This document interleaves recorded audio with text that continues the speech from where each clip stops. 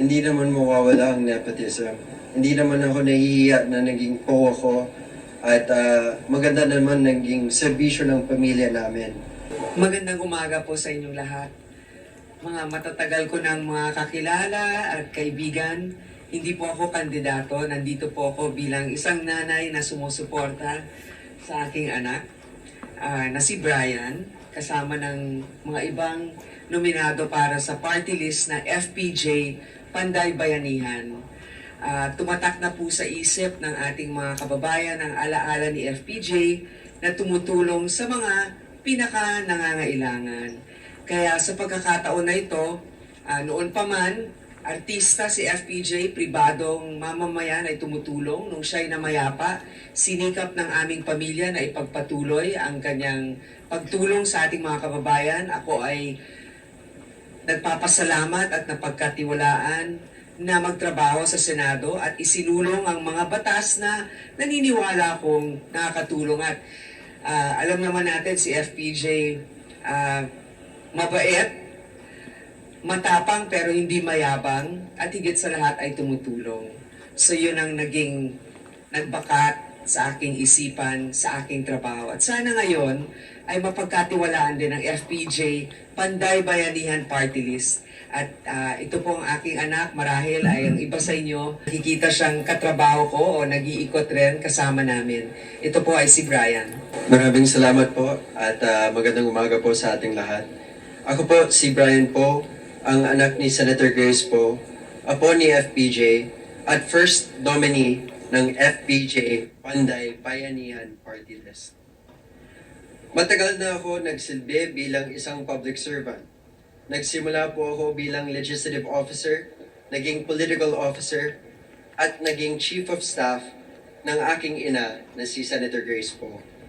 10 taon po ako nagtrabaho sa gobyerno para makatulong sa aking ina at para sa mas magandang kinabukasan para sa ating bayan.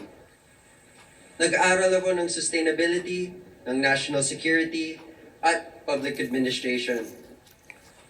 Nakapag-konsulta po ako sa iba't ibang representante ng iba't ibang sektor tulad ng youth, farmers, fisherfolk, urban poor, frontliners, transport, at informal sector. Mula 2013 hanggang ngayon, tuloy-tuloy ang tulong na binibigay namin. Ngunit ngayon ay napatapos na po ang termino ng aking ina. Importante na ituloy namin ang kanyang legislative agenda at ang pangarap ni FPJ para sa bayan. Nagbuo kami ng plataforma at sa mga sumusunod na buwan, tuloy-tuloy ang pagkonsulta namin sa mga experts para maging mas inklusibo at effective ang aming legislative agenda.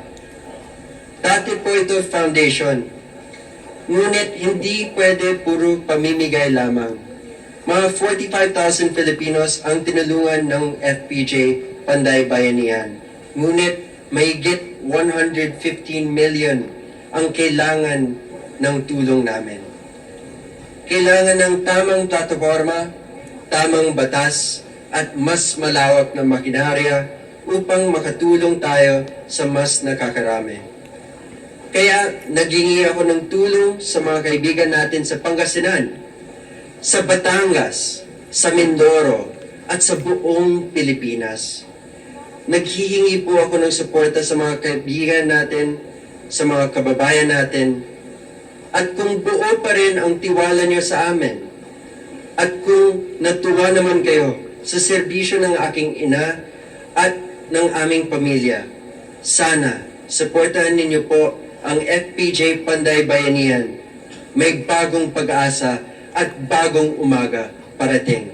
Maraming salamat po sa inyong lahat. Hi sir, good morning. Sir, for FPJ Panday Bayanihan, bigyan lang po natin ng overview yung mga kababayan natin. Kapag po napagbigyan kahit maluklok sa House of Representatives, ano po yung mga pangunahing legislative agenda na ipupurso ninyo at ano yung magiging sentro din po ng mga programa na ibibigay ng inyong grupo? Opo, yung FPJ, syempre, pangalan ng aking lolo si FPJ. Pero ang FPJ dito sa partido namin stands for Food, Progress, at Justice. yung unang legislative agenda namin ay syempre yung mga naging legislative agenda ng aking ina. May mga naging batas na tulad ng National Feeding Program na kailangan pa natin amendahan para lahat ng mga kabataan sa grade school hanggang high school magkaroon po ng sapat na pagkain sa kanilang eskwelahan. Una yan. Tapos, yung trabaho namin sa transport sector, hindi pa tapos. Siyempre, ongoing pa rin ang jeepney modernization. At isa yan sa mga sektor na tinutulungan ng FPJ Panday Bayanihan, yung transportation. At iba pa. Tulad ng mga Magna Carta para sa mga frontliners natin. Kasi sila yung unang first responders natin pag may disaster, may crisis. Sila yung naging katrabaho namin pag nasa field po kami at tumutulong sa mga tao na nangangailangan ng tulong. Next Thank you. question, please. Jean. Microphone, please, to your left. So party lists are typically created to represent underrepresented sectors. So Yes. how do you address concerns that a well-known family such as yours is becoming a party list? Thank you. Kaya kami, kung titignan mo yung mga balita na lumabas bago po yung filing namin, nagkonsulta naman po kami sa iba't ibang sektor po. At nagbuo naman kami ng tamang plataforma para i-address natin to. Siyempre, kung party list nationwide po yung reach namin. At hindi naman sikreto, ang mga fans po ni FPJ ay nakakalat po sa buong bansa. Kaya gusto namin ng mas malawak na reach, kaya nag-party list kami. Ngayon, yung sectors na tutulungan namin ay urban poor, informal sectors, transportation, youth, farmers, fisherfolk, and frontliners. Opo, marami po yan, pero sa totoo lang, marami naman talagang sektor. Kahit pa paano, itong mga sektor na to, naging katrabaho naman namin over the past 10 years. So nagkasama kami sa field or doon sa halls ng Senado. Yun po. Okay, go ahead, Nico. Good morning po, sir. Na-mention niyo po kanina yung jeepney modernization program. Apo. Marami pong tumututol na mga jeepney drivers dito at yung meron din po silang pinupush na suspindihin muna ang jeepney modernization. Ano po yung masasabi niyo po dito? Dapat po bang suspindihin muna o ituloy na po itong modernization po? In the end, kailangan ituloy yung modernization. Pero sa ngayon, hindi pa kumpleto kasi lahat ng datos na kailangan nila. Kailangan, kung itutuloy natin yung jeepney modernization, lahat ng mga jeepney drivers ay may tamang representation dito. No, maraming complaints pa rin ang modernization program natin. Hanggang naging perfecto po ito, hindi dapat ituloy agad. Ang sinasabi naman namin is, kailangan maging mas moderno po ang transportation natin. Pero ito yung hanap buhay ng maraming tao, kaya kailangan tayo maging as perfect as possible pagdating sa platform na ito. Okay. Miss Sherry. Sorry. Miss Mara. Nauna siya. Hi Brian, Mara Hi. Cepeda from Singapore Straits Times. You've already mentioned your track record before, but this is something that the general Filipino public isn't aware of. Yes. How will you respond to criticisms about nepotism, and how has your experience working in the legislative sector made you ready to become a lawmaker yourself? Hindi naman mawawala ang nepotism.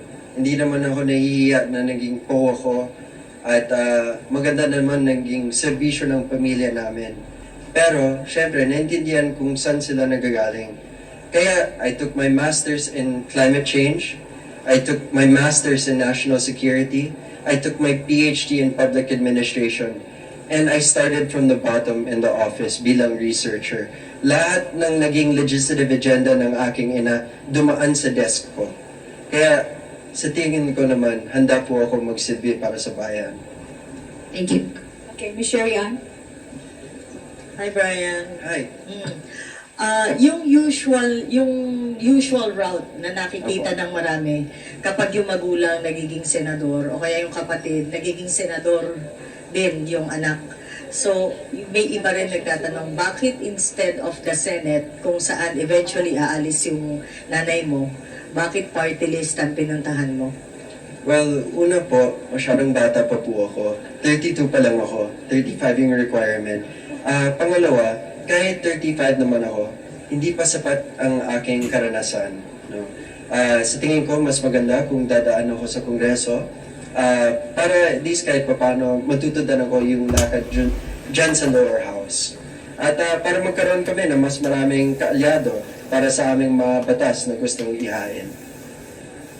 Before I go to the next question, if I could kindly introduce my second and third nominee. Our second nominee is Mark Patron from Batangas, son of Mayor Ben Patron. And our third nominee is Hias Dolor, wife of Governor Bons Dolor. Ayan, ng Mindoro po. Ayan, ito po yung mga kasama ko. Ayan po. Maraming salamat po.